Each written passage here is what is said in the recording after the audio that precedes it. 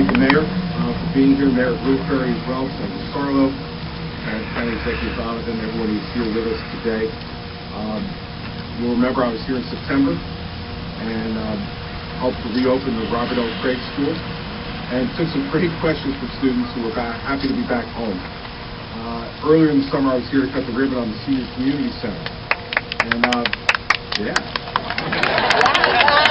It was a fun day. It started to rain on us, though, remember? It ran on us down in the rain. But the good thing for me was I got to avoid press questions then, remember? It started to rain on us down in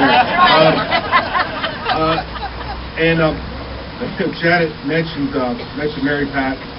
Said the best thing I did was appointing her to be head of the Hurricane Sandy New Jersey Relief Fund. I have a little bit of a different opinion. The best thing I did was marrying her 27 years ago, which put her in position to get that prestigious position. And I will tell you, from these three gentlemen standing behind me, can personally give testimony to the effectiveness of Mary Pat as a fundraiser for the Hurricane Sandy New Jersey Relief Fund. Commissioner Goodell, Woody Johnson, and Al Kelly, the head of the Super Bowl committee, have all been integral, and we'll talk about that in a moment, in helping right from the beginning and taking Mary Pat's phone calls.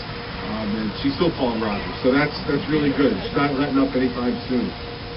This work of this team here has provided Sandy survivors with access to local resources that Janet went over that just were so needed. And this was one of the places that was late to the game on Hurricane Sandy that day.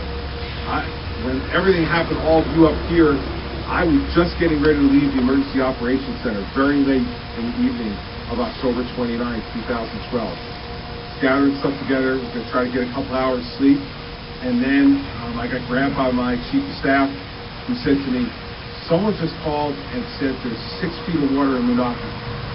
And I said, "How did Moonachie get 6 feet of water there? What happened?" And then we got the call that it was in Little Ferry also. We dispatched state police slip boats up here to help supplement the EMS folks who were working here and the police and firefighters who were working here. And literally together as a team, we saved thousands of people that night who had this come on them completely unexpectedly and suddenly.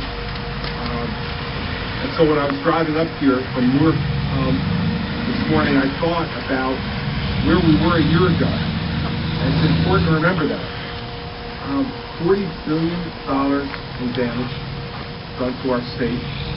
38 people passed away on October 29th, and we remember them today and have a memorial service for them today in Newark to remember them and to pray for their families.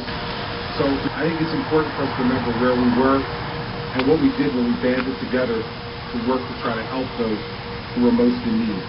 We have a lot more work to do. And we know, kind of like when power was out, right? You all remember this, because probably everybody in this crowd didn't have power. And you'll remember I would come every day and say, another 120,000 homes had power restored today. And if you were listening on the radio and didn't have power in your house, you said, who the hell cares? The power's not on in my house.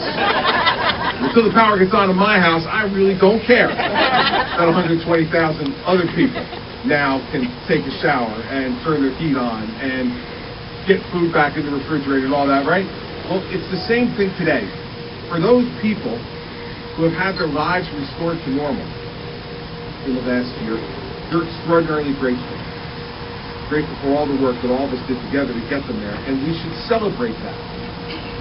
We should celebrate that as a community, that we were able to pull together with helping everyone to get that done. It doesn't mean that we have forgotten the people whose lives are not back to normal. We have to be able to do both things, everybody.